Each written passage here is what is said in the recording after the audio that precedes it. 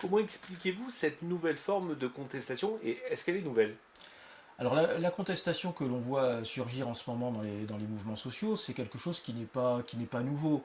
On l'avait un peu oublié parce qu'il est vrai que les années 1980-90, début des années 2000 même, avaient été une période de ritualisation, de routinisation des conflits sociaux, où la pacification régnait, où un certain ordre était visible et où les pratiques transgressives étaient rares. En revanche, quand on regarde toute l'histoire du 19e siècle jusque quasiment la fin du 20e siècle des mouvements sociaux, on trouve très régulièrement des pratiques transgressives, mais qu'on a effectivement un petit peu oubliées, sans remonter au calendrier grec. Si on prend l'exemple d'une période de très forte tension sociale, un peu comme celle que l'on connaît nous aujourd'hui, les années 70, vous aviez très régulièrement des actions spectaculaires de type séquestration de cadres, séquestration de directeurs d'entreprise. Ce sont des choses qui se faisaient assez couramment dans le cadre des conflits sociaux.